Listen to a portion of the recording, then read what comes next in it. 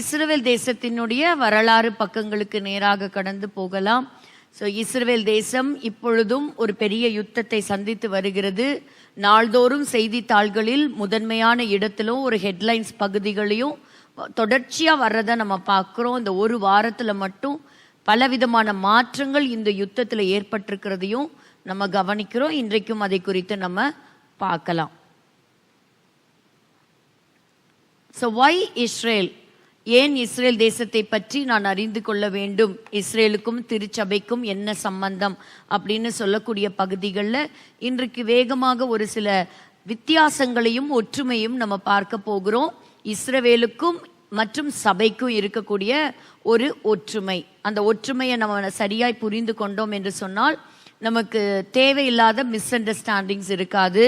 தவறான கோட்பாடுகள், தவறான பிரசங்கங்கள், தவறான போதனைகளில் ஒரு நாளும் நம்ம சிக்கிக்கொள்ளவே மாட்டோம் இல்லையா? இப்போ முதலாவது நம்ம ஏன் இஸ்ரவேல் தேசத்தை நம்ம உற்று கவனிக்கிறோம் என்று சொன்னால், அந்த தேசத்திற்கு கர்த்தர் அநேக வாக்கு தத்தங்களை கொடுத்திருக்கிறாரு, அநேக தீர்க்க தரிசனங்களை உரைத்திருக்கிறார். சில தீர்க்க தரிசனங்கள் நிறைவேறிவிட்டது, சில தீர்க்க தரிசனங்கள் நிறைவேறி கொண்டிருக்கிறது, இன்னும் சில காரியங்கள் நிறைவேற வேண்டி உள்ளது. இதை குறித்து நம்ம ஆராய்ந்து பார்க்கிறோம். இதெல்லாம் வைத்து தான் கடைசி காலத்தில் சம்பவிக்க போகின்ற சில காரியங்கள், அதாவது இயேசு கிறிஸ்துவினுடைய ரகசிய வருகை, உபத்திரவ காலம், இயேசு கிறிஸ்துவினுடைய இரண்டாம் வருகை போன்ற காரியங்களை துல்லியமாக நம்ம அறிந்து கொள்வதற்கு, துல்லியமாகன்னு சொல்லும்போது உடனே டேட்டு நீங்கள் நினைக்கக்கூடாது. அவர் வரக்கூடிய நாளையாவது நாளிகையாவது ஒருவரும் அறிய மாட்டார்கள். ஆனாலும் எப்படிப்பட்ட சீசன் இருக்கும், இயேசு கிறிஸ்து இந்த பூமிக்கு வரும்பொழுது இந்த பூமி எப்படி இருக்கும் அப்படிங்கிறதுக்கு ஏராளமான அடையாளங்களை ஆண்டவர் சொல்லி தான் போயிருக்கிறார். It is not a secret. அவர் தம்முடைய ஜனத்திற்கு அவர் ரகசியங்களை வெளிப்படுத்த விரும்புகிற தேவன். வேகமாய் பார்க்கலாம். இதோடைய தொடர்ச்சி அடுத்த வாரமும் நம்ம பார்க்க போகிறோம். ஸோ முதலாவது நம்ம எல்லாருக்கும் நம்ம தெரிஞ்சுக்க வேண்டிய ஒரு முக்கியமான விஷயம் என்ன அப்படின்னா, இந்த பரிசுத்த வேதாகமத்தில் 3 பெரிய படங்கள் உள்ளது. த பிக் பிக்சர் அப்படின்னு சொல்லி நம்ம சொல்லலாம். அதில் முதலாவது யார் அப்படின்னா இஸ்ரவேலர்கள். இரண்டாவது யார் அப்படின்னா புறஜாதி மக்கள், ஜென்டைல் நேஷன்ஸ். இயேசுவை, அதாவது இஸ்ரவேலர்கள் அல்லாதோர் அப்படின்னு நம்ம சொல்லலாம். மூன்றாவது என்ன அப்படின்னா திருச்சபை, சபை. அப்போ இந்த 3 மிகப்பெரிய ஒரு படத்தை இந்த பரிசுத்த வேதாகமத்தில் 66 புஸ்தகங்களையும் நம்ம வாசிக்கிறோம். ஒருவேளை உங்கள் கையில், என் கையில் புதிய ஏற்பாடு இல்லை, இயேசு கிறிஸ்துவை பற்றி நமக்கு தெரியாதுன்னு சொன்னால் பழைய ஏற்பாடை நிச்சயமாய் ஒருவருக்கும் சரியாக புரிஞ்சிக்கவே முடியாது. We will not have the clear and the right understanding of the Old Testament. ஏன் கேட்டால் இயேசு கிறிஸ்து தான் ஒவ்வொன்றையும் நிறைவேற்றுகிறவர் பழைய ஏற்பாட்டில். இன்றைக்கும் யூதர்கள் கையில் புதிய ஏற்பாடு கிடையாது. அவர்களுக்கு கிறிஸ்தவத்தை பற்றியே தெரியாது. அப்புறம் எப்படி கிறிஸ்துவை பற்றி தெரியும் இல்லையா? ஸோ அதனால கிறிஸ்தவர்கள் ஜெபிப்பார்கள், கிறிஸ்தவர்கள் இப்படி ஊழியம் செய்வாங்க, இயேசு கிறிஸ்து தான் அவர்கள் எதிர்பார்த்து கொண்டிருக்கிற மெசியாங்கிற அந்த ரகசியம், அந்த உண்மையெல்லாம் உங்களுக்கு தெரியாது. இதெல்லாம் போய் சொன்னீங்கன்னா உங்களுக்கு ரொம்ப ஆச்சரியமாக இருக்கும். சரியா? அப்போது இன்னைக்கு உலகத்தில் எல்லா ரகசியங்களும் யார்கிட்ட இருக்குது அப்படின்னு சொன்னால் சபை மக்களிடத்துல தான் இருக்குன்னு நான் சொல்லலாம். ஸோ அடுத்தது சபை என்று சொன்னால் அப்போது யூதர்கள் இல்லையா அப்படின்னா, சர்ச் அப்படின்னு சொன்னாலே it is a group both the juice and the gentile. அப்போ கிறிஸ்துவை விசுவாசிக்கக்கூடிய விசுவாசிகள், பிலீவர்ஸ், அவர்கள் யூதராகவும் இருக்கலாம், அவங்க இஸ்ரவேலர்களாகவும் அவங்க இருக்கலாம், மற்றும் புறஜாதியார், இயேசு கிறிஸ்துவை ஏற்றுக்கொண்டவங்க அப்படிங்கிற முதல்ல அந்த அண்டர்ஸ்டாண்டிங்க்கு நம்ம வரணும். ஒரு உதாரணம் எடுங்க.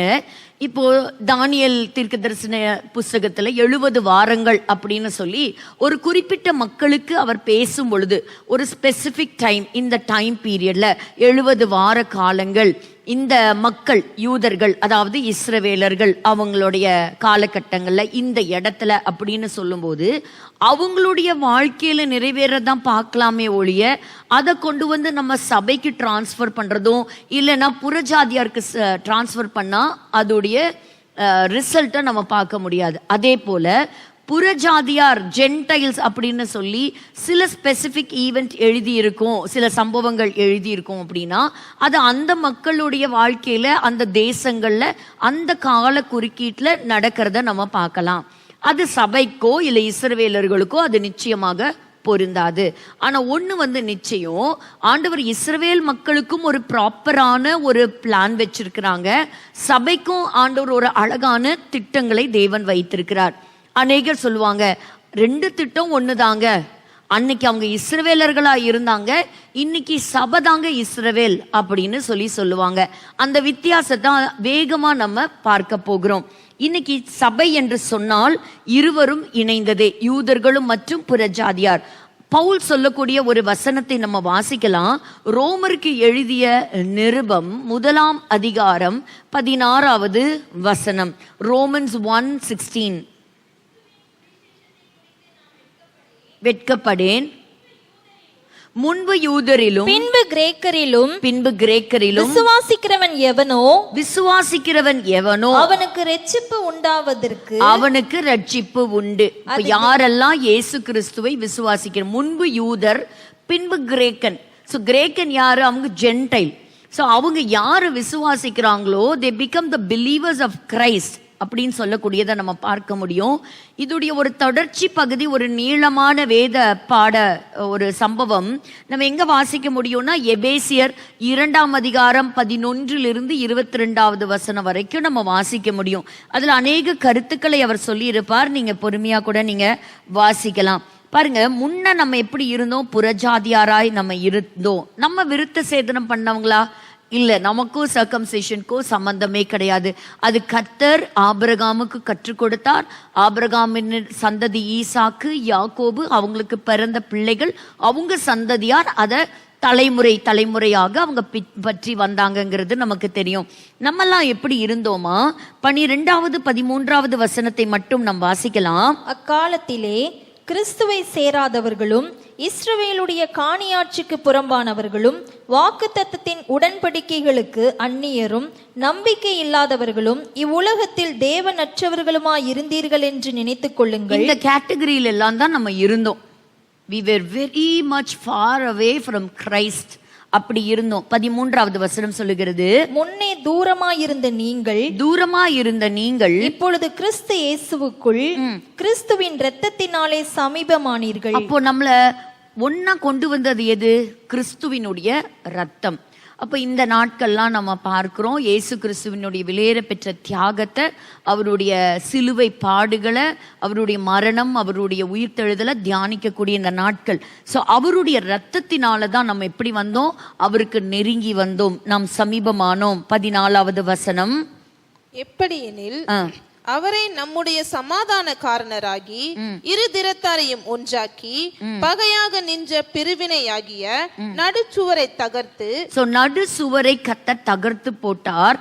அந்த பிரிவினை கர்த்தர் மாற்றினார். 17வது வசனம் சொல்லுகிறது, அவர் வந்தார், தூரமாயிருந்த உங்களுக்கும் சமீபமாயிருந்த அவர்களுக்கும் சமாதானத்தை சுவிசேஷமாக அறிவித்தார்.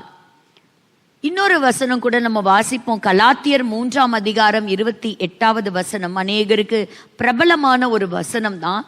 இந்த வசனத்தையும் அநேகர் அவங்களுடைய இன்டர்பிரேஷன்ல எடுக்கிறத நம்ம பார்த்திருக்கிறோம். யூதன் என்றும் கிரேக்கன் என்றும் இல்லை, அடிமை என்றும் சுயாதீனன் என்றும் இல்லை, ஆண் என்றும் பெண் என்றும் இல்லை, நீங்கள் எல்லாரும் கிறிஸ்து இயேசுவுக்குள் ஒன்றாயிருக்கிறீர்கள். ஸோ யூதன் என்றும் இல்லை. ஸ்டார்டிங்கே கொண்டு வருது அந்த இடத்துல யூதர்கள் தான். அப்போ 2 டிஃப்ரெண்ட் செக்டார்ஸ் ஆஃப் பீப்புளை இயேசு கிறிஸ்து தன்னுடைய ரத்தத்தினாலே அவர் என்ன செஞ்சாரு? இணைத்து கொண்டார். ஸோ அவ்வளவு விலையேற பெற்ற அவருடைய தியாகம் நம்மை ஒன்றாக கொண்டு வந்தது அப்படிங்கிறத நம்ம மறக்கக்கூடாது.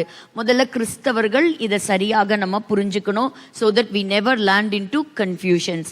அடுத்ததா நம்ம பார்க்கும் பொழுது மோசேயினுடைய நியாய பிரமாணம் அதை எங்க கொடுத்தாங்க?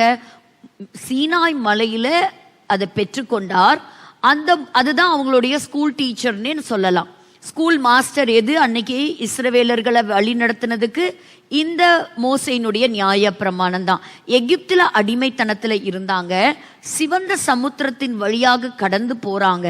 கடந்து போனதுக்கு அப்புறம் சீனாய் மலையில அந்த நியாய பிரமாணம், அவங்களுக்கு கொடுக்கப்பட்ட கற்பனைகள், அந்த கட்டளைகளை அவங்க பெற்றுக்கொள்றாங்க. மோசேக்கு அப்புறம் அநேக ஆசாரியர்கள் வர்றாங்க, நியாயாதிபதிகள் வர்றாங்க, தீர்க்கதரிசிகள் வர்றாங்க, ராஜாக்கள் எழும்புறாங்க. இந்த நியாய பிரமாணத்தை வச்சுதான் என்ன செய்யறாங்க, அந்த ஜனங்கள் அவங்களுடைய லைஃப் ஸ்டைலையே அமைச்சுக்கிறாங்க.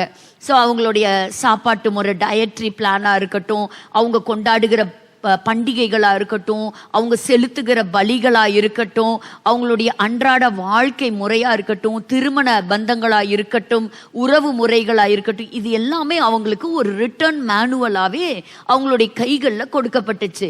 ஏதாவது ஒரு இடத்துல நீங்க வாசிச்சிருக்கிறீங்களா, இப்படி இந்த மோசேனுடைய நியாய பிரமாணம் சபைக்கு வழங்கப்பட்டுச்சு, அது டிரான்ஸ்பர் ஆச்சு அப்படின்னு ஒரு வசனம் நம்மளால கண்டுபிடிக்க முடியுமா? இல்லை. நம்மள எல்லாம் ஆண்டவர் கிருபையினாலே ரட்சித்து அவர் இணைத்து கொண்டார். அப்போ இப்படித்தான் அவங்க எல்லாம் வந்தாங்க. சபை எப்படி உருவாச்சு? பாவத்துல கிடந்த நம்ம, அடிமைத்தனத்துல கிடந்த நம்ம, எப்படி அவங்க சிவந்த சமுத்திரத்தின் வழியா அவங்க வந்தாங்களோ, நம்ம இயேசு கிறிஸ்துவை ஏற்றுக்கொண்டு விசுவாசிகளாகி நம்ம என்ன செஞ்சோம், ஞானஸ்நானத்துக்கு அதே தண்ணீர் வழியாய் வந்து அவங்க எப்படி அன்னைக்கு பரலோகத்திலிருந்து விழுந்த மன்னாவை எடுத்து அவங்க புசித்தார்களோ, நம்ம இன்னைக்கு வேத வார்த்தை என்கிற ஆகாரத்தினாலே நம்ம புசித்து நமக்கு கொடுக்கப்பட்டிருக்கிற ப்ராமிஸுக்காக வெயிட் பண்ணிட்டு இருக்கிறோம்.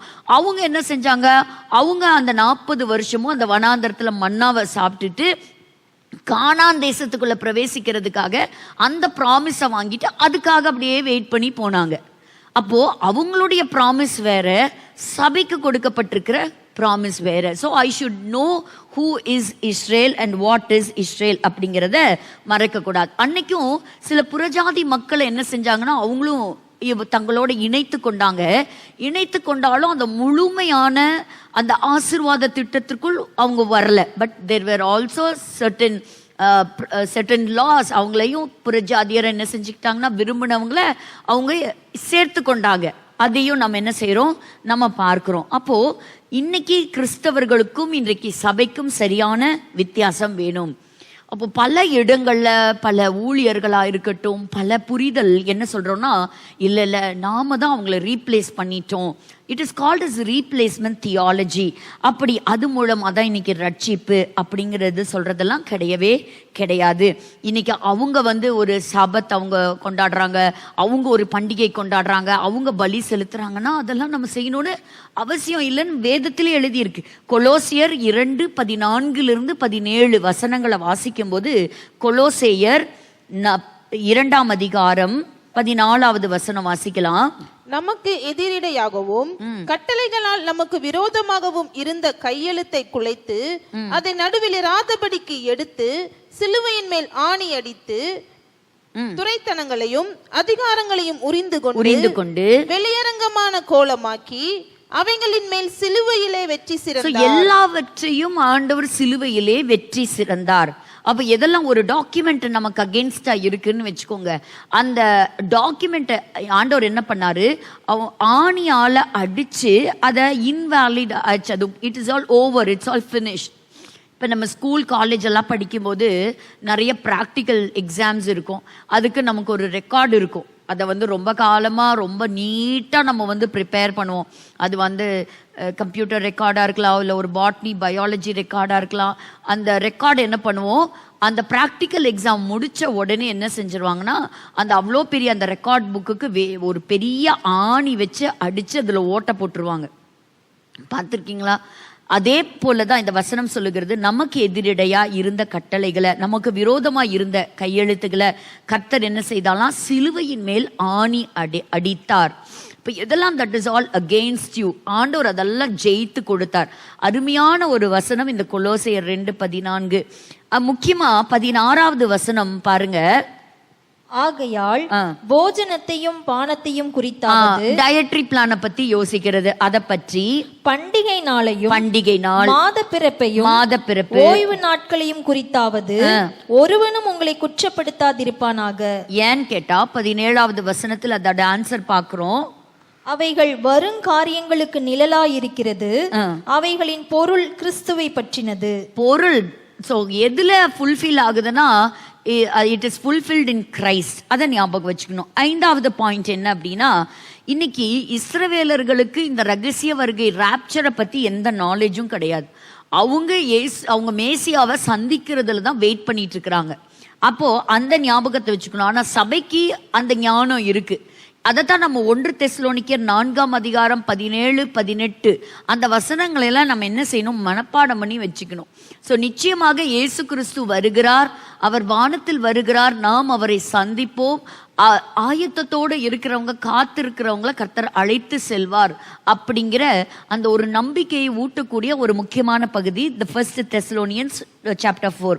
ஸோ ஒரு முக்கியமான விஷயம் என்ன அப்படின்னா, இந்த பரிசுத்த வேதாகமம், இந்த பைபிள் எடுத்துக்கிட்டிங்கன்னா அதிகமான பக்கங்கள் அந்த மேஜர் டாபிக், முக்கியமான டாபிக் அப்படின்னு பார்த்தீங்கனாலே அது எதை பற்றி தான் இருக்குது, இஸ்ரேல் பற்றி தான் இருக்குது. இஸ்ரேல் எதை பற்றி இருக்குது, அவங்களுடைய பாஸ்ட், அவங்களுடைய ப்ரெசன்ட், அவங்களுடைய ஃபியூச்சர், அவங்களுடைய கடந்த காலம், அவங்களுடைய நிகழ்காலம், அவர்களுடைய எதிர்காலம்.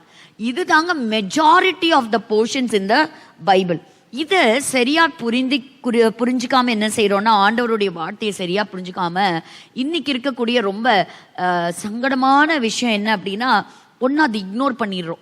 We just ignore it. வேதத்துல தேடி எது நமக்கு ஆசீர்வாதமா இருக்கும் அப்படிங்கிறத தான் நம்ம தேடி எடுத்துக்கிறோம். அடுத்தது அதை வேற விதமா நம்ம இன்டர்பிரேட் பண்ணி எக்ஸ்பிளைன் பண்றது, இல்லைன்னா அதை அதிகமான சமயத்துல majority of the Christians we just reject it. அப்போ என்ன சொல்றோம், அதெல்லாம் கிடையாதுப்பா, எல்லாம் பாரு, யூதனும் கிடையாது, கிரேக்கனும் கிடையாது, ஆணுன்னு கிடையாது, பெண்ணுன்னு கிடையாது, சுயாதீனன் கிடையாது, அடிமை கிடையாது, எல்லாம் ஒண்ணு அப்படின்னு சொல்லிட்டு நம்ம முடிச்சிடறோம். அப்போ அது தவறு என்பதை நம்ம முதலாவது நம்ம என்ன செய்யணும், அறிந்து கொள்ள வேண்டும். இப்ப பாருங்க, இஸ்ரவேல் ஜனங்களை கர்த்தர் ஒரு வாக்கு தத்தத்துல பிடிக்கிறாரு.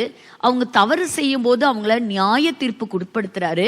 அவங்க மன்னிப்பு கேட்கும் போது அதை மன்னித்து கர்த்தர் மறுபடியும் அவங்களுக்கு ஒரு ஆப்பர்ச்சுனிட்டியை ஆண்டவர் ரொம்ப அழகா கொடுத்து அவங்கள மன்னிச்சு ஏற்றுக்கொள்றார் இல்லையா? இதே தான் திருச்சபைக்கும் நடக்குது.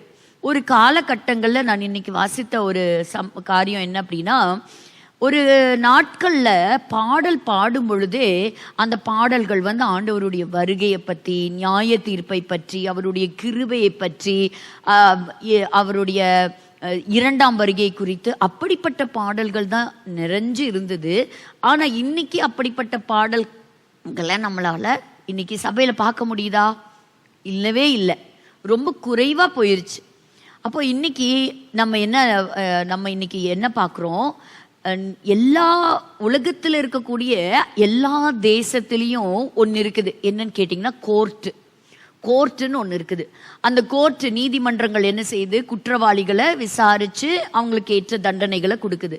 இதை தான் பைபிளும் சொல்லுது. ஆனால் பைபிளுடைய கோர்ட் எப்போ அமலுக்கு வருது அப்படின்னு சொன்னால், மரணத்துக்கு பிறகு.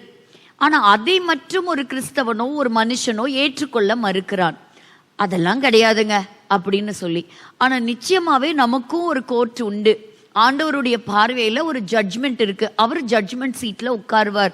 அப்ப இந்த ஞானத்தை போதிக்கக்கூடிய இன்னைக்கு போதனைகள் நாளுக்கு நாள் ரொம்பவே குறைஞ்சிட்டே வருது. ஆனா அப்படி சொல்லப்படுகிற செய்திகள் தான் இன்னைக்கு நமக்கு தேவை. அதை நம்ம ஒரு நாளும் மறக்க கூடாது. ஸோ ஆண்டவர் இஸ்ரேலை சபையால் அவர் ஒருவேளை ரீப்ளேஸ் பண்ணியிருந்தாருன்னா, அவர் ஆபிரகாமுக்கு செஞ்சு கொடுத்த ப்ராமிஸை அவர் உடைச்சு போட்டுட்டாரு அப்படின்னு சொல்லி அர்த்தம். 2வது, அவர் சொன்ன வார்த்தையே அவர் நிறைவேற்றாம போயிட்டாரு. ஹி வயலேட்டட் ஹிஸ் ஓன் வேர்டுன்னு நம்ம சொல்லலாம். அப்போ அவர் நீதி உள்ள தேவன் சொல்ல முடியாது, அதில் அவர் ஃபெயில் ஆயிட்டாரு அப்படின்னே நம்ம சொல்லலாம். பாருங்க, தானியேல்ல நம்ம பார்க்கிற 70 வாரங்கள், அதுல 69வது வாரத்துக்கும் 70வது வாரத்துக்கும் இடையில ஒரு மிகப்பெரிய கேப், அதாவது கிட்டத்தட்ட 2000 இயர்ஸ். அந்த 2000 இயர்ஸ்ல இஸ்ரவேலர்கள், யூதர்கள் அப்படின்னு ஒரு கம்யூனிட்டி, ஒரு செட் ஆஃப் பீப்புள் அழிஞ்சு மறைஞ்சு போயிருக்கலாம்ல. ஆனா அந்த 2000 வருஷத்துலயும் கர்த்தர் இந்த ஜனக்கூட்டத்தை பாதுகாப்பாக பத்திரப்படுத்தியே வச்சிட்டு இருந்தார். 1948 வாக்குத்தத்தம் பண்ண மாதிரி ஒரு தேசத்தையும் கர்த்தர் கொடுத்துட்டாருங்கிறது மறக்க முடியாத ஒரு உண்மை. அதை கர்த்தர் எரேமியா தீர்க்கதரிசன புத்தகம் 31ஆம் அதிகாரம் 35, 36 வசனங்கள்ல நம்ம ஏற்கனவே தியானிச்சிருக்கிறோம். இப்போ வானம் பூமி நம்ம பார்க்கக்கூடிய சூரியன் சந்திரன் ஒளிந்து போகும்போது தான் அப்படி ஒரு தேசமே இல்லாம போகும். ஸோ அப்படி ஒண்ணு நடக்கவே போறதில்ல. பாருங்க, சபையா இருக்கட்டும் இஸ்ரவேலர்களா இருக்கட்டும், ரெண்டுமே தேவனால தெரிந்து கொள்ளப்பட்ட மக்கள், சோசன் பீப்புள். 2வது, சபையும் சரி இஸ்ரவேலர்களும் சரி ஆண்டவரிடத்திலிருந்து பெரிய பெரிய வாக்கு தத்தங்களை வாங்கி இருக்கிறாங்க. they have received promises. 2 பேருமே ஆண்டவர் தான் தெரிந்து கொண்டார். சபையில ஒருத்தர் விசுவாசியா வந்தாங்கன்னா அவங்களா வரல, கர்த்தர் அவர்களை தேடி வந்தார். So they are called as elected people, the chosen peopleன்னு நம்ம சொல்லலாம். எதற்கு? ரெண்டுமே பரிசுத்தத்தை டெமான்ஸ்ட்ரேட் பண்றதுக்காக தான் கர்த்தர் என்ன செஞ்சாங்க, அழைச்சிட்டு வந்தாங்க.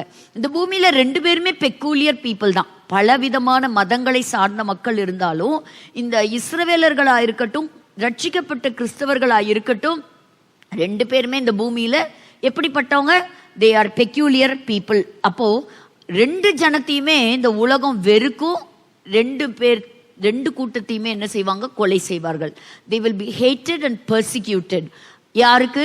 யூதர்களா இருக்கட்டும், இங்க இருக்கக்கூடிய சபையா இருக்கட்டும், துன்புறுத்தலுக்கு கடந்து போவாங்க, பலவிதமான பாடுகளுக்கு உட்படுத்தப்படுவாங்க. இது ரெண்டுக்கும் இருக்கக்கூடிய ஒரு சிமிலாரிட்டி. காமன் என்ன? பரிசுத்தம் தான். ஆனா இதோடைய வித்தியாசங்கள் வேற. இஸ்ரவேலர்களுக்கு கொடுக்கப்பட்டிருக்கிற ப்ராமிசஸ் வேற, சபைக்கு கொடுக்கப்பட்டிருக்கிற ப்ராமிசஸ் வேற. அது என்னங்கிறத நம்ம தொடர்ச்சியா ஒய் இஸ்ரேலுங்கிற பகுதியில் அடுத்த வாரம் பார்க்கலாம். இந்த வாரத்தில் நடந்ததான இந்த யுத்தங்களை பற்றி வேகமாக நம்ம கடந்து போகலாம், இந்த பிரசன்டேஷனுக்கு நேராக கடந்து போகலாம்.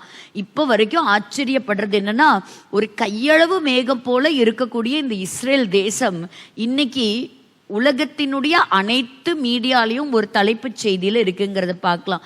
இன்னைக்கு இஸ்ரேலுக்கு விரோதமா வந்த ஈரானுடைய அனுதினம் பொருளாதாரம் வீழ்ச்சி அடைஞ்சிட்டே இருக்கிறாங்க. ஒரு US$க்கு இகராக கிட்டத்தட்ட 10,39,000 ரியால்ஸ் ஆயிருக்கான். அந்த அளவுக்கு அது உயர்ந்திருக்கிறது அப்படின்னு சொல்றாங்க. ஒரு பெரிய ஃப்ளக்சுவேஷனை நம்ம பார்க்கிறோம். ஹாஸ்டேஜஸ் பத்தி வரலாம். October 7 அட்டாக்ல ஏராளமான பேர் கொலை செய்யப்பட்டாங்க. அநேகர் பணைய கைதிகளாக பிடிச்சு கொண்டு போய் அங்க இருக்கக்கூடிய ஒரு அண்டர் கிரவுண்ட், ஒரு டார்க் டன்னல்ஸ்ல கொண்டு போய் அவங்கள அடைச்சு வச்சுட்டாங்க. அதுல பலர் மரிச்சு போயிட்டாங்க, சிலர் உயிரோட இருக்கிறாங்க. உயிரோட இருந்தவங்க இந்த ஃபர்ஸ்ட் ஃபேஸ்ல ரிலீஸ் ஆகி வந்தாங்க. இன்னும் ரிலீஸ் ஆகாம ஒரு 59 பேர் இருக்கிறாங்க.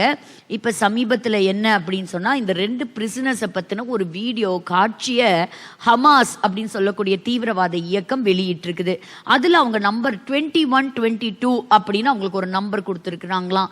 ஒருவேளை இதை வைத்து என்ன யூகிக்கிறாங்கன்னா, ஒருவேளை 22 பேர் தான் ஒருவேளை உயிரோட இருப்பாங்களோ, மற்றவங்க ஒருவேளை அந்த இடத்துல கொலை செய்யப்பட்டிருக்கலாம், இல்லைன்னா அங்க நடந்த உபத்திரவத்துல அவங்க மரித்து போயிருக்கலாம் அப்படின்னு சொல்லப்படுகிறது. இதெல்லாம் ஒரு இமோஷனல் சைக்காலஜிக்கல் ட்ராமாவில் கொடுத்துருக்குறாங்க. எலி ஷராபி, இவரை பற்றி நம்ம பார்த்தோம். இவர் முதல் ஃபேஸ்ல விடுதலையானவர். அதாவது அவர் சொல்லும்போது சொல்றார், ஒரு கிட்டத்தட்ட ஒரு 70-80 kgs இருந்த ஒருத்தர் வெளியே வரும்போது ஒரு 44 கிலோ எடையுள்ள ஒரு மனிதராக வந்தார்.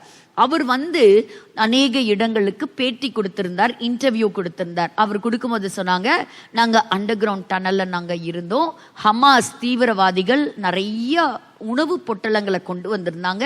அந்த உணவு பொட்டலங்கள் மேல சில எம்ப்ளம் இருந்தது, லோகோ இருந்தது. அதாவது யுனைடெட் நேஷன்ஸ், UN மற்றும் UNRW அவங்களுடைய லோகோ இருந்தது. அதாவது அந்த காசா மக்களுக்காக கொடுக்கப்பட்டிருந்த உணவு பேக்கெட்ஸ், தீவிரவாதிகளுக்கல்ல, அங்கே இருக்கக்கூடிய அப்பாவி சிவிலியன் மக்கள், அவங்களுடைய பசியில் இருந்தவங்களுக்கு சாப்பாடு பொட்டணம் வந்தது.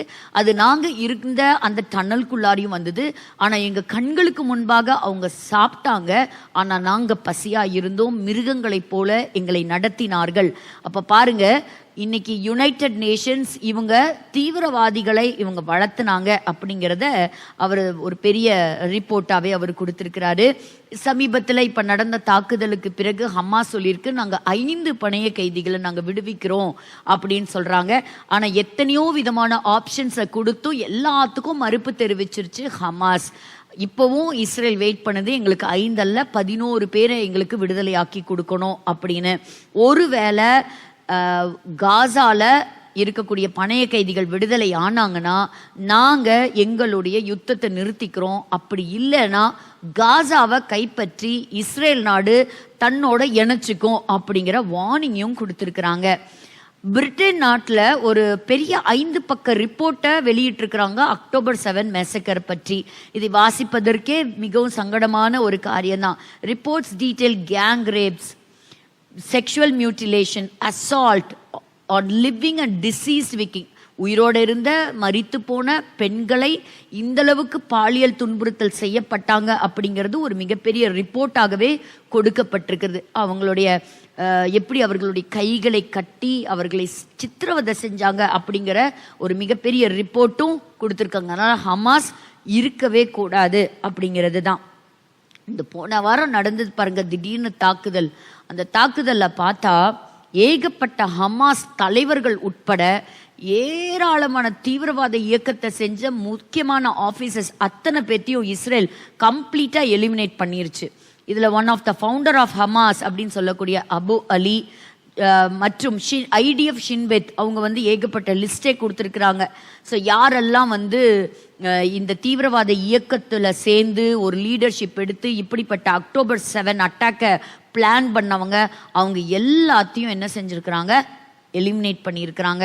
ஹமாஸுடைய கமாண்டர் போன வாரம் எலிமினேட்டட்னா என்ன, கொலை செய்யப்பட்டிருக்கிறார். இவங்கெல்லாம் பாருங்க, commander of the eastern battalion of கான் யூனிஸில் தான் பயங்கரமான யுத்தங்கள் நடந்து கொண்டே இருக்கிறது. அதிகமான மக்கள் மரித்து கொண்டே இருக்கிறாங்க. இந்த வாரம் கொலை செய்யப்பட்டிருக்கிறாங்க. Head of Hamas general security forces இவர் கொலை செய்யப்பட்டிருக்கிறார். ஒசாமா தபாஷ், அதாவது மிலிட்ரி இன்டெலிஜென்ஸ். ஸோ இவங்கெல்லாம் பாருங்க கம்ப்ளீட் டேட்டாவை வச்சிருக்கிறாங்க, கம்ப்ளீட் ஹிஸ்ட்ரி எடுத்திருக்கிறாங்க. நிறைய பேர் இப்போ ரம்ஜான் மாதம் பார்த்தீங்களா, அநேகர் கொஞ்சம் கூட யூகிக்கவே இல்லையா இப்படி ஒரு அட்டாக் இருக்கும் அப்படிங்கிறதெல்லாம். நிறைய பேர் பதுங்கி இருந்த இடத்தெல்லாம் விட்டுட்டுலாம் இந்த ரம்ஜான் பீரியட்ல வெளியெல்லாம் வந்திருக்கிறாங்க. பட் எல்லாத்தையும் குறி வைத்து தாக்குதல் நடத்தி எலிமினேட் பண்ணியிருக்கிறாங்க. அதுல ரொம்ப முக்கியமான 5 முக்கிய நபர்கள், ஹமாஸ் தலைவர்கள் எலிமினேட் செய்யப்பட்டிருக்கிறாங்க. அதுல ஹமாஸுடைய பிரைம் மினிஸ்டர் இஸ்மாயில் அப்படின்னு சொல்லக்கூடியவர் ஒரு ஹாஸ்பிட்டல்ல ஒளிஞ்சிட்டு இருந்திருக்கிறாரு. அந்த ஹாஸ்பிட்டலை மட்டும் குறிவைத்து தாக்கி அவர் கொலை செய்யப்பட்டிருக்கிறார். இங்க பாருங்க, இது ஆக்சுவலா BBC நியூஸுக்காக ஒரு இன்டர்வியூ கொடுத்துட்டு இருக்கிறார் ஒருத்தர் பேட்டி. இந்த சமயத்துல தான் அந்த பிரைம் மினிஸ்டர் கொலை செய்யப்பட்டது. பாருங்க, அவர் பேசிட்டு இருக்கிற நேரத்துல பின்னாடி ஒரு இடத்துல வெடி சத்தம் கேட்குது. திரும்பி பார்க்கும் பொழுது பார்த்தா அங்க இருக்கக்கூடிய நாசெம் அப்படின்னு சொல்லக்கூடிய ஒரு ஹாஸ்பிட்டல், அந்த ஹாஸ்பிட்டலுக்கு கீழே தான் அவர் பதுங்கி இருந்ததாக சொல்லப்படுகிறது.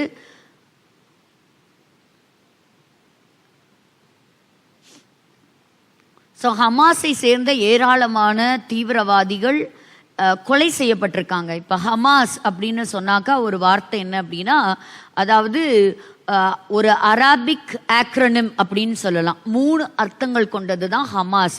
ஹமாஸ் அப்படின்னு சொல்லக்கூடியது ஒரு எபிரேய வார்த்தையும் கூட. நான் ஏற்கனவே சொல்லியிருக்கேன், அது ஒரு சாதாரண வார்த்தை மட்டுமல்ல, அந்த வார்த்தைக்கு பின்பு நிறைய அர்த்தங்கள் இருக்கும் அப்படிங்கிறத நம்ம மறக்கக்கூடாது. ஹமாஸ் அப்படின்னு சொன்னால் நம்பர் 1 ஈவில்னு அர்த்தம், ஈவில். Number 2 violence.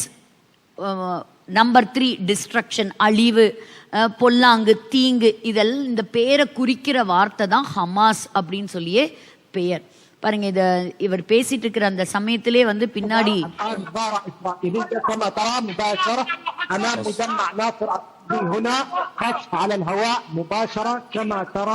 الآن في داخل مجمع ناصر الطبي في مبنى الطوارئ لا يبعد سوى أمتار قليلة عن وجودنا هنا عزيزي قصف مباشر الآن المواطنين أمام مبنى الطوارئ.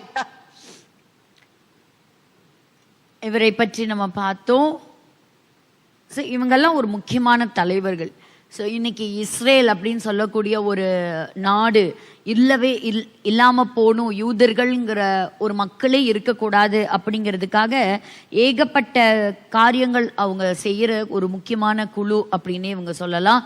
அதில் யாயா சின்வர்லேருந்து ஏகப்பட்ட பேர் இருக்கிறாங்க. இதில் ஒவ்வொருத்தராக என்ன செஞ்சுட்டு வர்றாங்க அப்படின்னா, மரித்து கொண்டு வருகிறார்கள். They are being eliminated by Israel. So யாரெல்லாம் பணம் கொடுத்தவங்க, ஐடியா கொடுத்தவங்க, தீவிரவாதிகளை ட்ரைனிங் கொடுத்தவங்க, அனுப்புனவங்க, பிளான் பண்ணவங்க, டாக்குமெண்ட் பண்ணவங்க எல்லாத்தையும் என்ன செஞ்சுருக்கிறாங்க அப்படின்னு சொன்னால் ஒவ்வொன்றையாக இஸ்ரேல் கம்ப்ளீட்டாக இருக்குது. இன்றைக்கி தலைவர்கள் இல்லாத ஒரு நாடாக இன்றைக்கி காசா இருக்கிறத நம்ம இன்னைக்கு பார்க்குறோம். யாயா சின்வருக்கு ஒரு பாடிகார்டாக இருந்தவரும் எலிமினேட் செய்யப்பட்டிருக்கிறார். அல் ஜசீரா அப்படின்னு சொல்லக்கூடிய ஒரு மேகசின் இருக்குங்க. அந்த ஜேர்னலிஸ்ட் நிறைய பேர் பார்த்தீங்கன்னா அவங்க வெறும் ஜேர்னலிஸ்ட், பத்திரிகையாளர்களாக மட்டும் இருக்க மாட்டாங்க. அவங்க இந்த ஹமாஸ் தீவிரவாத இயக்கத்தோடு இணைந்து கொண்டு அதை செய்வாங்க. இந்த ஹமாஸ் அப்படின்னு சொல்லக்கூடிய இந்த தீவிரவாத இயக்கம் டிசம்பர் 10 ஒரு 1980s, அந்த லேட் 1980s தான் உருவாச்சு. ஸோ உருவான ஒரு அர்த்தம் என்ன, அவங்களோடது என்ன அப்படின்னு சொன்னால், 3 முறை அவங்களுடைய டாக்டரின்லே எழுதியிருக்கிறது என்ன அப்படின்னா, இஸ்ரேல் என்கின்ற ஒரு தேசம் இருக்கும், நிச்சயமாக இருக்கும், இஸ்லாமியர்கள் வந்து அவர்களை முற்றிலுமாக அழிக்கும் வரை அது இருக்கும் அப்படின்னு எழுதப்பட்டிருக்கிறது. அதாவது அவங்களுடைய கோட்பாடே என்ன அப்படின்னா, இஸ்ரேலை அழிக்கணும். அதாவது அவங்க அடுத்த ஜென்மத்தில் கூட எப்படி இருப்பாங்களாம், அவங்க கம்ப்ளீட்டாக நரகத்திற்கு தான் போகணுமா. அப்போ இதெல்லாம் இன்னைக்கு நேற்று தொடங்கினது கிடையாது. இதெல்லாம் ஹிட்லர் காலத்தில் பார்க்குறோம். ஹிட்லர் காலத்துக்கு முன்பாக இருந்த அந்த பூர்வீக அந்த ஒரு ஸ்பிரிச்சுவல் வார்ஃபேரை நம்ம பார்க்குறோம். ஒரு ஆவிக்குரிய போர்னே சொல்லலாம். எந்த நாட்டிலேயாவது இப்படி பார்க்குறோமா? எங்கேயுமே நம்ம பார்க்கல. தொடர்ச்சியாக எத்தனை நாட்களாக நம்ம பார்த்துட்டே இருக்கிறோம். ஸோ ஏகப்பட்ட ஜேர்னலிஸ்ட் அதில் ஈடுபட்டு இஸ்ரவேலர்களுக்கு விரோதமாக அவங்க வேலை செய்கிறாங்க. அதில் ஒரு சிலர் எலிமினேட் செய்யப்பட்டிருக்கிறாங்க அப்படிங்கிறதையும் நம்ம பார்க்குறோம். காசா பகுதியில் முக்கியமான இடங்களை இஸ்ரேல் கைப்பற்றி இருக்கிறது. அப்போ இதான் அவங்க கொடுத்துருக்கிற இஸ்ரேல் டிஃபென்ஸ் மினிஸ்டர் சொல்லிடுறாங்க, எங்களுடைய மக்களை நீ விடுதலை ஆக்கலைன்னா நாங்கள் காசாவை கம்ப்ளீட்டாக நாங்கள் கைப்பற்றுவோம். இது ஒரு பக்கம் நடக்குதா?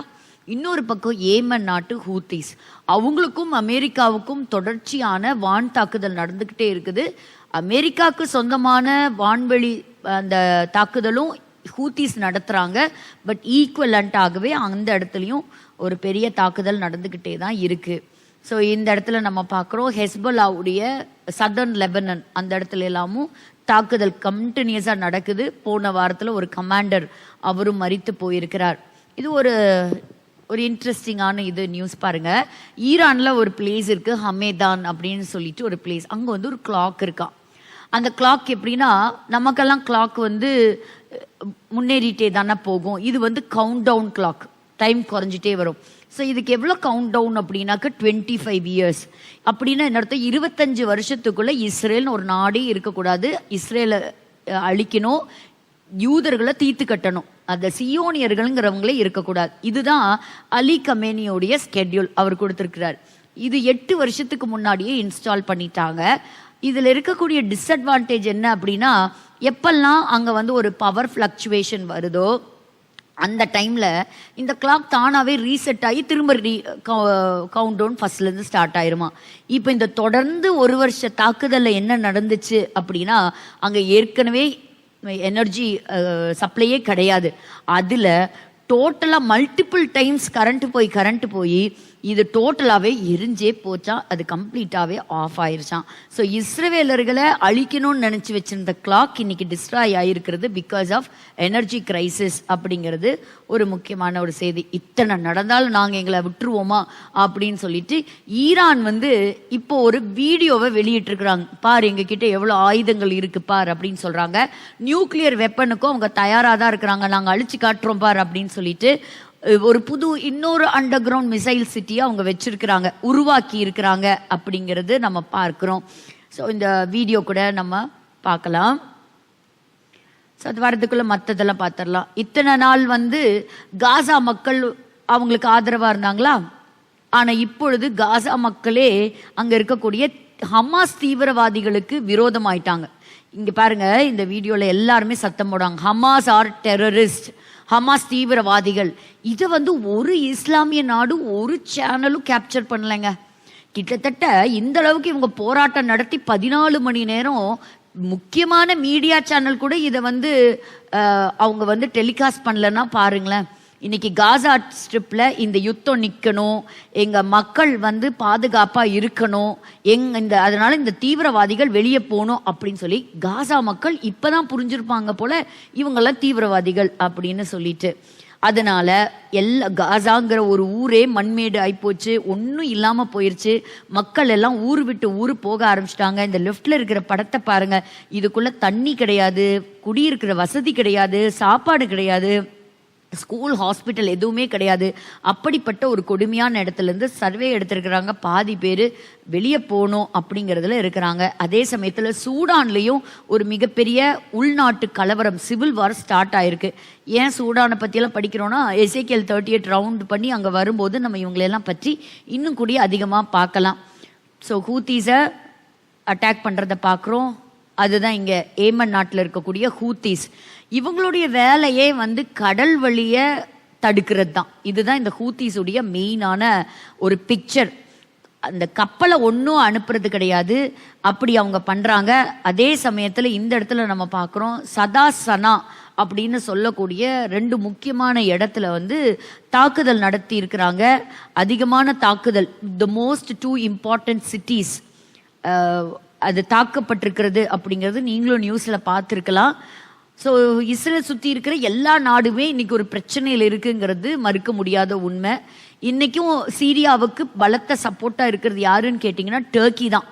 இன்றைக்கி டர்க்கி வந்து திடீர்னு ஒரு பவர்ஃபுல்லாக வளர்ந்துட்டே வராங்கங்கிறத பார்க்குறோம். போன வாரம் இஸ்ரேல் ஒரு பர்டிகுலர் பிளேஸ் பால்மிராங்கிற பிளேஸை அட்டாக் பண்ணியிருக்கிறாங்க. ஏன்னா டர்க்கி அந்த இடத்துல அவங்களுடைய இராணுவ ஒரு பேஸ் அடித்தளத்தை அவங்க உருவாக்குறதுக்கு பிளான் பண்ணியிருந்திருப்பாங்க போல இருக்குது. ஸோ டர்க்கிக்குள்ளாரையும் ஒரு உள்நாட்டு போர், எர்டோகனுக்கு விரோதமாக, அங்கே இருக்கக்கூடிய ஒரு மினிஸ்டருக்கு விரோதமாக பாருங்க, யார் யாரெல்லாம் இஸ்ரேலுக்கு அகென்ஸ்டாக வந்தாங்களோ இன்னைக்கு உள்நாட்டு குழப்பமே பெருசாக இருக்கு. காசாக்குள்ள காசா மக்களே அகென்ஸ்ட், லெபனான்குள்ள லெபனான் மக்கள் அகென்ஸ்ட், இன்னைக்கு டர்க்கிக்குள்ள டர்க்கி மக்களே அகென்ஸ்ட். எப்படி ஒரு கன்ஃபியூஷன் வந்துருச்சு பாருங்க. தொடர்ந்து இந்த பிரச்சனை தான் நடந்துக்கிட்டே இருக்குது டர்க்கியில். இருந்தாலும் இவங்கெல்லாம் கூட்டு சேர்ந்து, முக்கியமான தலைவர்கள்லாம் சேர்ந்து நம்ம இஸ்ரேலோடு இருக்கக்கூடிய மிலிட்ரி எக்கனாமிக் கொலாபரேஷன்லாம் டோட்டலாக நம்ம என்ன செய்யணும், அப்படியே நிறுத்தி வைக்கணும். எத்தனையோ போட்டி போடுறாங்க, எத்தனையோ திட்டம் போடுறாங்க, ஒன்று கூட நடக்க மாட்டேங்குதுங்க. ஒவ்வொரு தடவை ஒரு பிளானோட வர்றாங்க, அது அப்படி டோட்டலாக ஃப்ளாப் ஆகி போயிடுது. இதுக்கு பின்னாடி இந்த கத்தார் தான் டோட்டலாக இஸ்ரேலுக்கு அகென்ஸ்டாகவே வேலை செய்யுது. ஆனால் நாங்கள் சமாதான பேச்சுவார்த்தை நடத்துகிறோம் ஹமாஸுக்கும் இஸ்ரேலுக்கும் சொல்லிட்டு ஒரு டோட்டலாகவே அவங்க ஒரு ட்ராமா பண்ணுற சீன் நம்ம எல்லாருக்குமே தெரியுது. பாருங்க, Jews are the murderers of prophets அப்படின்லாம் வந்து சொல்கிறாங்க. ஸோ கத்தாரி கவர்மெண்ட் வந்து காசாவோடைய சீஸ்ஃபயரை பற்றியெல்லாம் பேசுது. ஆனால் பேசும்போது சச்சிதமா ஹமாஸுக்கு மிகப்பெரிய வெற்றி, இஸ்ரேலுக்கு மிகப்பெரிய தோல்வின்னு. ஆனால் மீடியாவில் பாதி பொய் வெளியே வருது, மெய்யான விஷயங்கள் வெளி வர்றதில்லை. அமெரிக்காவும் டர்க்கியை பற்றி சொல்லியிருக்குது, டர்க்கிக்கு இனிமேல் நாங்கள் உதவி செய்ய மாட்டோம். டர்க்கி அல்-கொய்தா, ஹமாஸ், ஹூத்தீஸ் இப்படிப்பட்டவர்களுக்கு உதவியாக இருக்கிறாங்க, ஈரானுக்கு ஹெல்ப்ஃபுல்லாக இருக்கிறாங்க, எங்களுடைய நண்பன் நாடான இஸ்ரேலுக்கு விரோதமாக வர்றாங்க, குர்தியர்களுக்கு விரோதமாக அவங்க வர்றாங்க அப்படின்னு சொல்லி அமெரிக்காவும் ஒரு மிகப்பெரிய கண்டனம் தெரிவித்து இருக்கிறது. ஸோ பாருங்க, இன்னைக்கு ISIS அல்-கொய்தா இவங்கெல்லாம் தீவிரவாதிகள். ஆனால் இவங்கெல்லாம் ஜெயிலிருந்து விசாரணையே இல்லாமல் ரிலீஸ் ஆகிருக்கிறாங்க. ஒரு பக்கம் வயலன்ஸ் அப்படிங்கிறது அதிகமாயிட்டே இருக்கா. அப்படி இருக்கும்போது இஸ்ரேல் நாட்டில் இவங்களுடைய பேர்த் ரேட் அதிகமாயிருக்கான். ஆண்டவர் சொன்ன வசனத்தின்படி நம்ம பார்க்குறோம். இவங்க குறுகி போவாங்க அப்படின்னு நினச்சா இவங்க இந்த நெருக்கத்திலையும் அவங்க வளர்ச்சியை நோக்கி போகிறாங்க, பெருக்கத்தை நோக்கி போகிறாங்க. இது பெருக்கத்தில் மட்டும் இல்லைங்க, இந்த யுத்தத்தின் நடுவுலையும் ஒரு 10 சந்தோஷமான நாடுகள் பட்டியல இஸ்ரேல் 8வது இடத்தை திரும்ப தக்க வச்சிருக்கிறாங்கன்னா பாருங்களேன். அப்போ இது ஆண்டவர்னால அல்லாமல் வேற ஒன்றுமே நடக்க வாய்ப்புகளே கிடையாது. சரி, இதை பார்க்கறதுக்கு முன்னாடி இந்த வீடியோ ரெடியாக இருந்தால் அந்த வீடியோ நம்ம பார்க்கலாம். ஈரானுடைய த்ரெட் எப்படி இருக்குது அப்படிங்கிறத பார்க்கலாம். இதை நம்ம இன்னைக்கு பார்த்தா தானே இதை எப்படி அவங்க ஜெயிக்கிறாங்கங்கிறதையும் நம்மளால பார்க்க முடியும். فضای سپاه پاسداران انقلاب اسلامی நல்லா கவனிச்சு பாருங்க, இஸ்ரேலுடைய மேப் அங்கங்க போட்டிருப்பாங்க ஃப்ளோர்ல. محور ساخت متخصصان نیروی هوافضای سپاه வரும்போதே அதை மிதிச்சிட்டு தான் வருவாங்க. سرلشکر باقری رئیس ستاد کل இதெல்லாம் மடிந்து போன அவங்களுடைய தலைவர்கள். سردار حاجی زاده فرمانده نیروی هوافضای سپاه به این شهر موشکی آمدند تا از میزان آمادگی نیروهای عمل کننده و تجهیزات مستقر بازدید کنند. فرماندهان نظاره می کنند انبوهی از موشک‌های بالستیک سوخت جامد و مایع را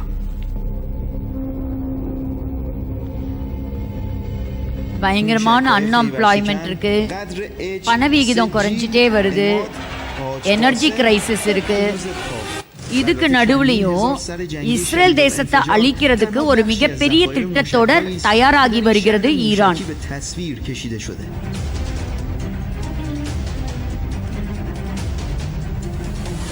دشمنان ایران این موشک‌ها را خوب می‌شناسند. وقتی در دو عملیات وعده صادق 1 و 2 به سوی اهداف متخاصم در பாருங்க ஒரே சமயத்துல வந்து நாங்க தாக்குதல் நடத்தி நாங்க அழிக்க போறோம். متراکم‌ترین خطوط پدافندی رژیم صهیونی اصابت‌های دقیق به آن اهداف داشتند.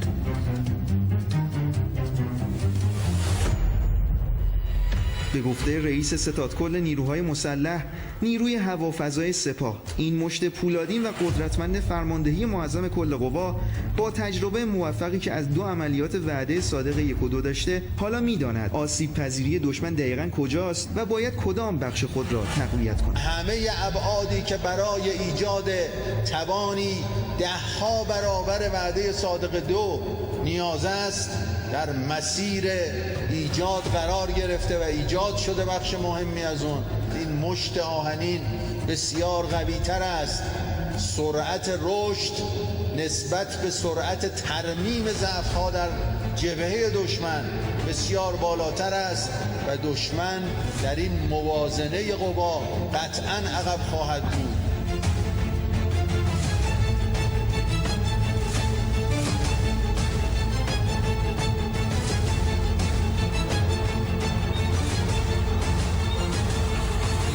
مسلح مسیر رشد و ارتقاء و توانمندی خود را با جدیت ادامه می‌دهند. محمد جواد رضا سلطانی در பாருங்க எசேக்கியேல் 7ஆம் அதிகாரத்துல ஒரு வார்த்தை உண்டு. அக்கிரமத்து மிலாருக்காக கொடுமை எழும்புகிறது, அவர்களிலும் அவர்களுடைய திரளான கும்பிலும் அவர்களுடைய அமளியிலும் ஒன்றும் மீதியாய் இருப்பதில்லை, அவர்கள் நிமித்தம் புலம்பல் உண்டாயிருப்பதும் இல்லை. அதை தொடர்ச்சி எசேக்கியேல் 7 வரும் பொழுது இந்த ஹமாஸை குறித்ததான ஒரு சில சம்பவங்கள் உண்டு. அதை பற்றி அடுத்த வாரம் இதோடைய எக்ஸ்பிளனேஷனையும் நம்ம பார்க்கலாம். சங்கீத பகுதிகள்லையும் நம்ம வாசிக்கிறோம். இப்படிப்பட்ட துன்மார்க்கன் எழும்புவான். இன்னைக்கு நேத்து இல்லைங்க, என்னெல்லாம் நடக்குதோ it is already foretold in the Bible. ஏற்கனவே பைபிள்ல சொல்லப்பட்டது தான் இப்ப நிறைவேறத நம்ம பார்க்கிறோம். இதை வெற்றி எடுக்கிறதையும் நிச்சயமா பார்ப்போம். சரி, இப்போ நம்ம ரம்ஜானுடைய காலத்துல இப்ப நம்ம இந்த dome of the rock temple mount பகுதிகளிலையும் ஏராளமான இஸ்லாமியர்கள் கூடி வந்திருக்கிறத நம்ம பார்க்கிறோம். அவங்களுடைய நாட்கள் நெருங்கி அடுத்தது என்ன செய்ய போறாங்கங்கிறது நமக்கு தெரியாது, பொறுத்திருந்து பார்க்கலாம். சரி, ரொம்ப ரொம்ப ஒரு இம்பார்ட்டண்ட்டான ஒரு ரொம்ப இன்ட்ரெஸ்டிங்கான ஒரு நியூஸோட கூட இந்த ஹிஸ்டரி ஆஃப் இஸ்ரேலை நிறைவு செய்யலாம். நேற்றைய தினத்துல ஒரு செய்தி வெளிவந்தது. என்ன அப்படின்னு சொன்னா, இந்த பிபிடியை க்ளோஸ் பண்ணிட்டீங்களே, இதில் பாருங்க, எக்கோயிங் gospel account traces of ancient garden found under church of holy sepulchre. இப்படி ஒரு சர்ச் வந்து இஸ்ரேல் நாட்டில் இருக்குது, ஹோலி செப்பல்கர்.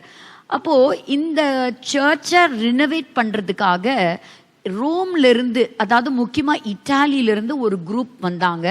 இந்த ரினோவேஷனுக்காக வந்திருந்தாங்க. வந்தவங்க சில ஆராய்ச்சிகளையும் இந்த சர்ச்சில் பண்ணாங்க. இந்த சர்ச் எதுக்கு ரொம்ப ஃபேமஸ் அப்படின்னா, இந்த இடத்துல தான் இயேசு கிறிஸ்து 2000 வருஷத்துக்கு முன்பாக சிலுவைக்கு போன இடம், சிலுவையில மரித்த இடம், அதாவது அவருடைய குரூசிஃபிகேஷன் நடந்த ஒரு இடம். அதுக்கு மேலதான் இந்த சர்ச் கட்டி இருக்கு அப்படின்னு சொல்லுவாங்க. ஸோ அவரோட குரூசிஃபிகேஷன், அவருடைய அடக்கம், அதெல்லாம் சொல்லக்கூடிய ஒரு மிகப்பெரிய ஒரு இம்பார்ட்டண்ட்டான ஒரு பிளேஸ் அப்படின்னு சொன்னா இந்த ஹோலி செப்பல்கர் அப்படின்னு சொல்லலாம். இது தவிர இயேசு உபயோகித்த பொருட்கள் இப்போ கூட பார்த்தீங்கன்னா நெட்ல எல்லாம் நிறைய இன்ஃபர்மேஷன்.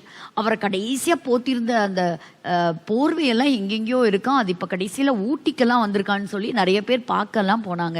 அப்படியெல்லாம் எதுவுமே கிடையாது. ஆண்டவர் உபயோகப்படுத்தினாரு, அவர் யூஸ் பண்ணது, அவருடைய சிலுவை கிடைச்சிருக்குது, அவரை அடிச்ச ஆணி கிடைச்சிருக்கு, இதெல்லாம் கிடையாது. ஆனா அன்னைக்கு இந்த முதல் நூற்றாண்டுல நடந்ததுக்கு பிறகு ஒரு 300 இயர்ஸுக்கு அப்புறம்தான் இப்படிப்பட்ட மான்யூமெண்ட்ஸ் எல்லாம் கட்டினாங்க. பெரிய பெரிய சபைகள் வேகமாக வளர்ந்துச்சு. ரோம் கிறிஸ்டியானிட்டி ஏற்றுக்கொண்டதுக்கு அப்புறம் தான் மிகப்பெரிய வளர்ச்சி. அதுக்கப்புறம் தான் இதெல்லாம் கட்டப்பட்டாங்க. இன்னைக்கும் அவர் வைத்த ஒரு சில அவருடைய டோம் அப்படின்னு சொல்லலாம், கல்லறை அதற்கு நிகராக இருக்கிறது. இப்படி இருந்தாலும் வேற ஏதாவது எவிடன்ஸ் உண்டா? இயேசு கிறிஸ்துவை பற்றி ஜோசபஸ் அப்படிங்கிறவர்லாம் எழுதி இருந்தாலும் நம்ம பிசிக்கலா அந்த நாட்டுக்குள்ள இயேசு கிறிஸ்துவுக்கு சம்பந்தப்பட்ட ஏதாவது பொருட்கள் கிடைக்குமா, ஏதாவது இருக்குமா அப்படின்னு பார்க்கும் பொழுது இந்த ஹோலி செப்பல்கர் கீழே என்ன கண்டுபிடிச்சு எடுத்திருக்காங்கன்னா, இதுக்கு கீழே ஒரு தோட்டம் இருந்ததாக கண்டுபிடிச்சிருக்கிறாங்க. கண்டுபிடிச்சு இது இப்பொழுது தலைப்பு செய்தியாவே இருக்கு. இதை நீங்க கூகுளில் போய் சர்ச் பண்ணிங்கனாலே பார்க்கலாம். இவங்க தான் அந்த ஆர்கியாலஜிஸ்ட், அந்த டீம் அவங்க எடுத்திருக்கிறாங்க. ரொம்ப இதாக இருந்தது. அதுக்கு இந்த 4 காஸ்பல்ல யோவான் இயேசு கிறிஸ்துவினுடைய அந்த கல்லறையை குறித்து ஒரு அடிஷ்னல் இன்ஃபர்மேஷனை எழுதி வச்சிருக்கிறார் பாருங்களேன். யோவான் 10வது அதிகாரம் ஜான் 19 40-41 வாசிங்க. இந்த வசனம் அப்படியே இங்க நிறைவேறி இருக்கான் பாருங்க, வாசிக்கலாம். அவர்கள் இயேசுவின் சரீரத்தை எடுத்து யூதர்கள் அடக்கம் பண்ணும் முறைமையின்படியே அதை சுகந்த வர்க்கங்களுடனே சீலைகளில் சுற்றி கட்டினார்கள். அவர் சிலுவையில் அறையப்பட்ட இடத்தில் ஒரு தோட்டமும் அந்த தோட்டத்தில் ஒரு காலும் ஒருவனும் வைக்கப்பட்டிராத ஒரு புதிய கல்லறையும் இருந்தது. ஒரு அடிஷ்னல் இன்ஃபர்மேஷன் ஜான் என்ன கொடுத்திருக்கிறாரு? இயேசு கிறிஸ்துவ சிலுவையில அரைஞ்ச இடத்துல என்ன இருந்தது? ஒரு கார்டன் இருந்தது அப்படிங்கிறத எழுதி வச்சிருக்கிறாரு. அப்புறம் கெத்சமனேன்னு ஒரு தோட்டத்தை நம்ம பற்றி படிக்கிறோம். இந்த இடத்துல இவர் கொடுத்த குறிப்பு தாங்க இன்னைக்கு இந்த ஆராய்ச்சிக்கு ரொம்ப முக்கியமானது. என்ன கண்டுபிடிச்சாங்கன்னு கேக்குறீங்களா? அங்கிருந்து அந்த மண் எடுத்திருக்கிறாங்க. அது ஒரு பிரவுன் சாயில். அந்த சாயிலை எதுக்கு பயன்படுத்துவாங்களாம்? யூதர்கள் வெறும் தோட்ட அமைப்புக்காக, செடி வளர்த்துறதுக்காக மட்டும்தான் அந்த மண் பயன்படுத்தப்படுமா. ஸோ இந்த மண் பல காலங்களா, பல வருஷங்களுக்கு முன்பாக பயன்படுத்தப்பட்ட மண். ஸோ இந்த ஹோலி செப்பலுக்கு கீழே தான் இயேசு கிறிஸ்து சிலுவையில் அறையப்பட்டார் அப்படின்னு சொல்லக்கூடிய இடத்துல இந்த தோட்டமும் இருந்தது. அதற்கு ஆதாரமாக யோவான் இந்த சீஷன் எழுதிய இந்த குறிப்பு முக்கியமான குறிப்பு அப்படின்னு வெளிவந்திருக்கு. இதை பார்த்த இஸ்ரவேலர்களும் ரொம்பவே பிரமிப்படைஞ்சிருக்கிறாங்களாம். யூதர்களுக்குள்ள ஒரு பெரிய ஆச்சரியத்தை உண்டு பண்ணியிருக்குன்னா பாருங்களேன். சரி, இதோட கூட நம்ம இஸ்ரவேல் தேசத்தினுடைய வரலாறு பக்கங்களை நம்ம நிறைவு செய்யலாம். வரக்கூடிய காலங்கள் எப்படி இருக்கும் அப்படிங்கிறத நம்ம பொறுத்திருந்து பார்க்கலாம். The history of Israel will continue next week.